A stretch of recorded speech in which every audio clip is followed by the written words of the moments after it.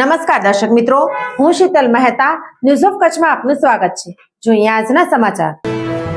પશ્ચિમ ગુજરાત વીજ company limited Anjar વર્તુળ કચેરી અંજાર।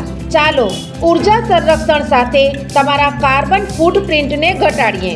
ઉદ્યોગપતિઓ માટે, ગૃહિણીઓ માટે, ખેડૂતો માટે સ્ટાર રેટિંગવાળા પ્રમાણિત વીજળીના સાધનો વાપરો અને ઉર્જા કાર્યક્ષમતા વધારો।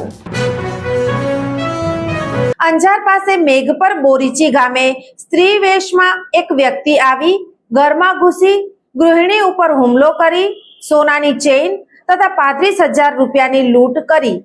વિગતવાર અહેવાલ રજૂ છે।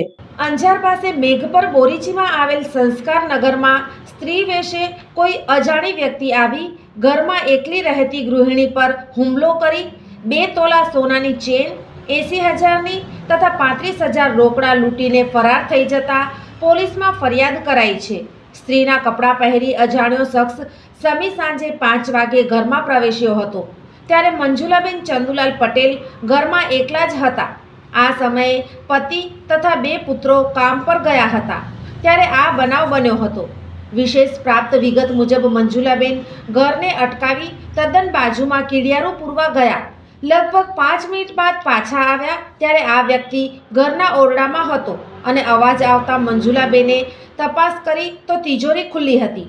ત્યારબાદ બાથરૂમ ચેક કરતા અંદર છુપાઈ ગયેલ અજાણી વ્યક્તિએ મંજુલાબેનના આંખમાં મરચાની ભૂકી છાંટી અને હુમલો કર્યો હતો। બાદમાં આ વ્યક્તિએ દરવાજો બંધ કરી મારી નાખવાની ધમકી આપી ચેન અને રૂપિયા લૂંટી મંજુલાબેનને ઘરના બેડરૂમમાં ઢસડી અને છરીથી હાથના આંગળામાં ઈજા કરી હતી। દોડધામમાં આ ઈસમ પોતાની કાળી પર્સ મૂકી ભાગી ગયો હતો। ત્યારબાદ મંજુલાબેને બૂમાબૂમ કરતા આડોશી પાડોશી એકઠા થઈ ગયા હતા। મોડી રાત્રે પોલીસ ફરિયાદ કરવામાં આવી હતી। લૂંટારૂએ લાલ રંગનું લેડીઝ કુર્તા અને કાળા કલરનું જીન્સ પહેર્યું હતું।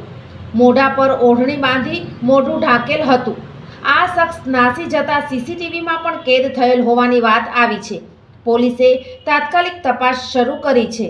આમ સાંજે 5 વાગે એકલ દોકલ વ્યક્તિના ઘરમાં ઘૂસી જઈ લૂંટ થતા લોકોમાં ગભરાટ ફેલાયો છે। સોફ Kutch power by Opal electronics, LG best shop, Vijaynagar road Bhuj, Rambag road Adipur. Power by KC jewellers, latest fashion ડિઝાઇનના ઓર્નામેન્ટ્સનો વિશ્વાસપાત્ર શોરૂમ, હોસ્પિટલ રોડ ભુજ। દર્શક મિત્રો, આજે તારીખ 31 ડિસેમ્બર 2024 આ હતા આજના સમાચાર।